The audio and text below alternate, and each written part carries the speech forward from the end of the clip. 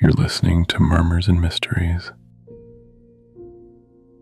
where ghosts don't haunt houses, they haunt your inbox.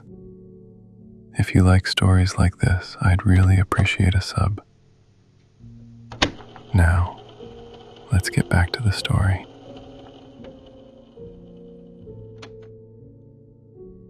Her name was Emily, and she died on August 2nd last year. It was a Thursday, and it was raining. I remember because she hated the rain, said it made her feel like she was sinking.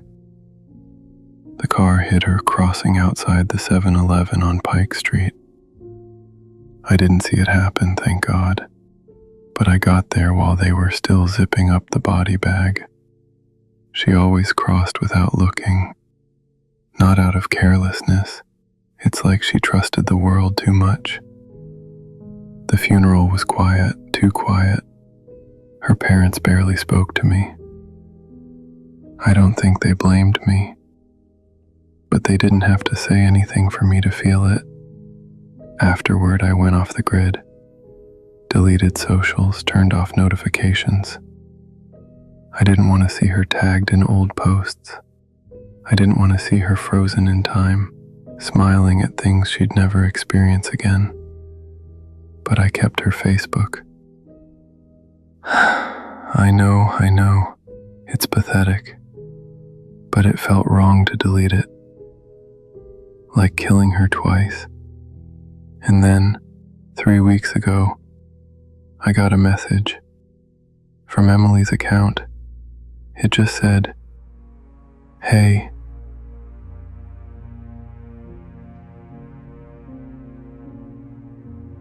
It took me a full minute to process what I was looking at.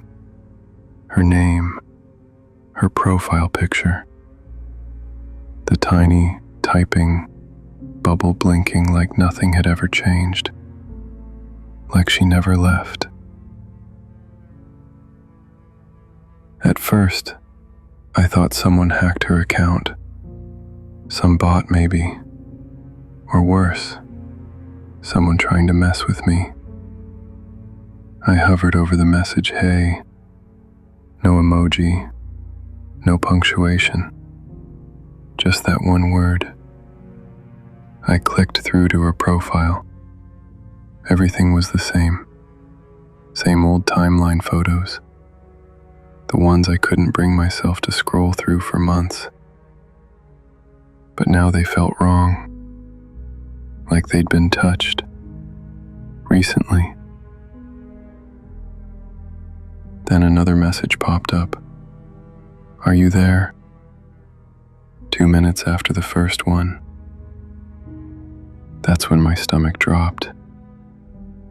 Not because it was creepy, but because that's what she used to text me when she couldn't sleep. Every time. "Are you there?" Same phrasing. Same time of night. I didn't reply. I couldn't.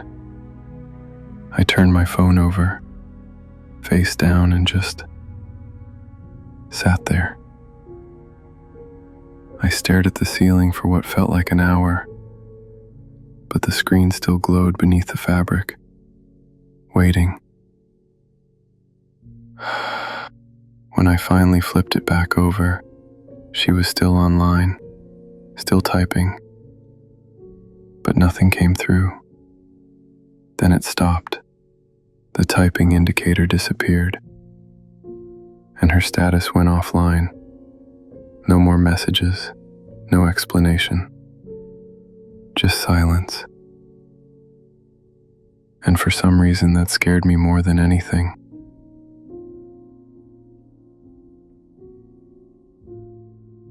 The next morning, I convinced myself it was a fluke. Maybe Facebook glitched. Maybe someone spoofed her account, I don't know. Weirder things happen online all the time, right? But something didn't sit right. not just the messages. It was how she said it. The timing, the wording, the silence after. I told myself not to obsess. I went to work. I tried to focus. But every time I blinked, I saw her name in my notifications. I kept checking my phone like some phantom message was going to appear if I looked fast enough. That night I gave in. I opened her chat again. I hovered over the block button for a while, but didn't press it. Instead, I typed, "Who is this?" Nothing. No typing bubble. No read receipt. I waited. I left my phone on the nightstand and forced myself to sleep. If it was someone screwing with me, they'd get bored. If it was a bug, it'd go away. That's what I told myself. But at 3:12 a.m., my phone buzzed. I didn't check it right away. I already knew who it was. When I finally picked it up, I didn't see a new message. I saw a photo. It was from Emily's account, a photo I'd never seen before. She was standing at the edge of a forest, alone, wearing the hoodie she was buried in. And behind her, way back in the trees, was something else. Something watching.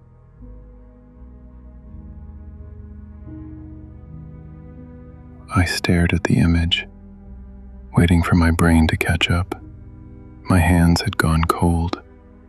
I tapped to enlarge it, even though I didn't want to. Part of me thought it was AI generated. Another part knew better. The forest behind her looked familiar, but distorted. Not in a glitchy digital way. More like something remembered from a dream, like a place I'd been, but only once, when I was younger. Emily's face was wrong, not distorted, just blank. Expressionless, like she was standing there out of obligation. And then there was the thing in the trees. At first, I thought it was just shadows. But once I saw it, I couldn't unsee it. There were two small points of light, not eyes exactly, but positioned like them. And something tall, thin, peeking out from behind a tree trunk, like it was waiting for me to notice it. I zoomed in until the pixels broke apart. Still there, still watching. I checked the metadata. No GPS. No date. Just a file name. img0339.jpg. I looked through her old posts. No mention of that forest. No posts with that hoodie. Nothing from that day. I tried reverse image search. Came up blank. I messaged back.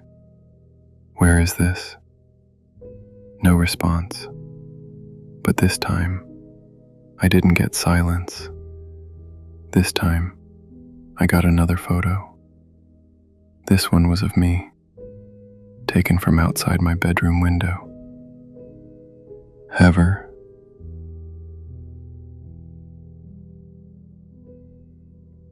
It was me.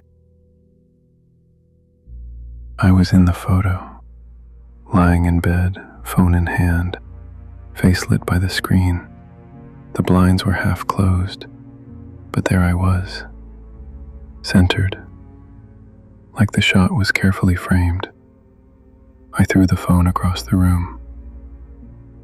Not out of rage, out of survival instinct. Like putting distance between us would somehow protect me. My apartment is on the second floor, no balcony, no trees nearby, no ledge to stand on. That window faces the street, and nothing else. The angle of the shot didn't make sense. It looked like it had been taken from above, from somewhere closer than anything should have been. My phone buzzed again.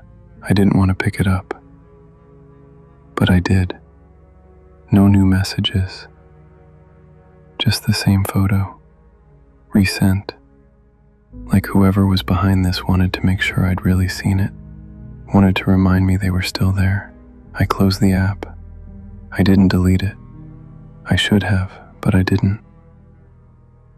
Instead, I turned on all the lights, grabbed the baseball bat I kept by the door, checked the locks, checked the windows.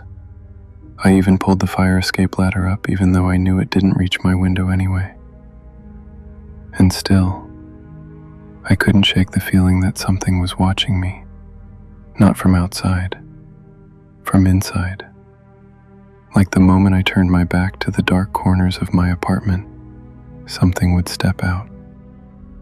I didn't sleep that night.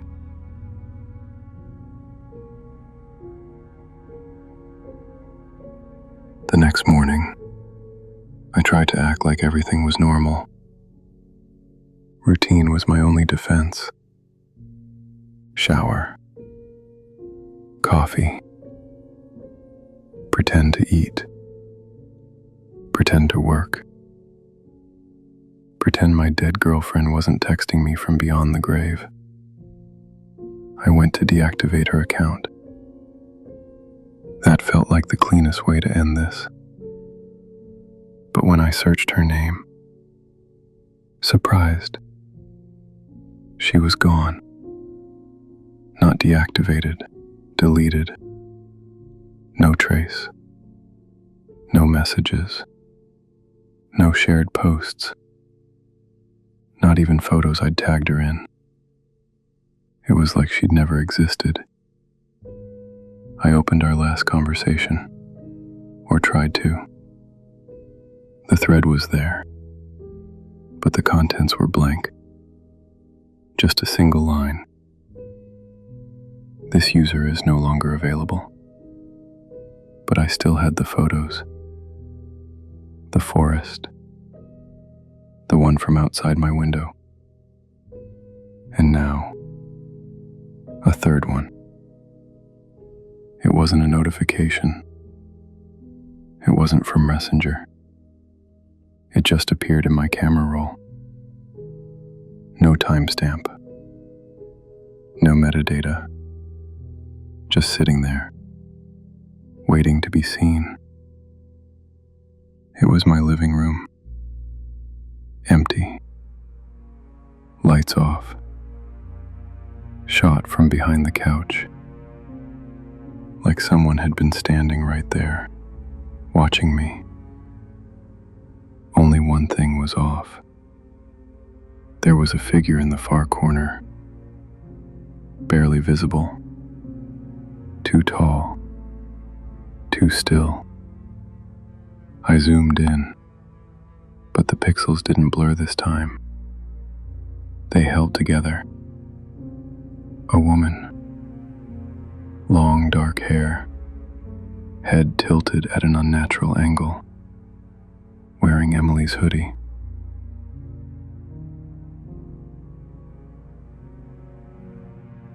I stared at the figure in the photo for a long time. Long enough that my screen dimmed. Long enough that I forgot to breathe.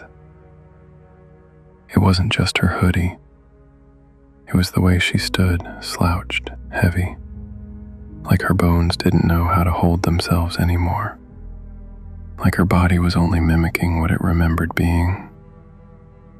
I closed the photo, tried to tell myself it wasn't her. Maybe it wasn't a woman at all. Maybe it was just a trick of the shadows, a coat hung up wrong, a smear of dust on the lens. But deep down I knew, I felt her. That same cold behind my ribs, that same weight on the back of my neck.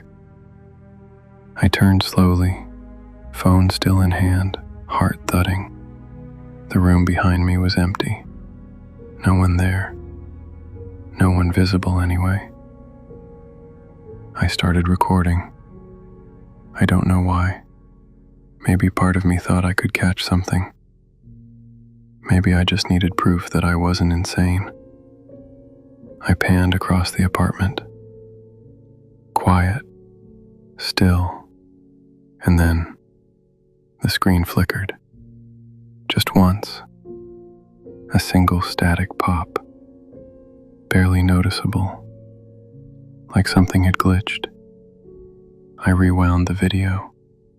Played it back frame by frame.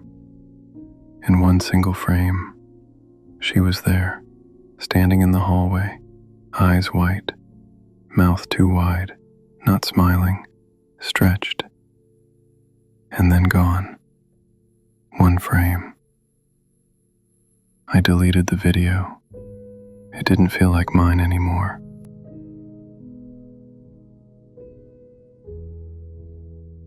That night I didn't turn the lights off, I didn't sleep. I just sat in the middle of the living room with the bat across my lap, phone face down beside me. Every creak in the walls made my skin twitch. Every gust of wind outside felt like footsteps I wasn't hearing clearly enough. And still, the silence stretched. At 3:17 a.m. my phone buzzed. Just once. No typing bubble. No photo. Just a message. Can I come in? I didn't move. I didn't breathe. I didn't type. I just stared at it, that one line glowing on the screen. No name, no icon, no app. Just text, like it had bypassed everything, like it didn't need a platform anymore. Just a connection. Then, slowly, the 3 dots returned. Typing. I waited. Nothing came through. Until the status changed. The message was read. At 3:17 a.m. I didn't open it. I wasn't even holding my phone. But I felt it. The air shifted. The light dimmed just slightly, like the apartment had inhaled. And then I heard it, behind me, soft, familiar, my notification tone. She'd already let herself in.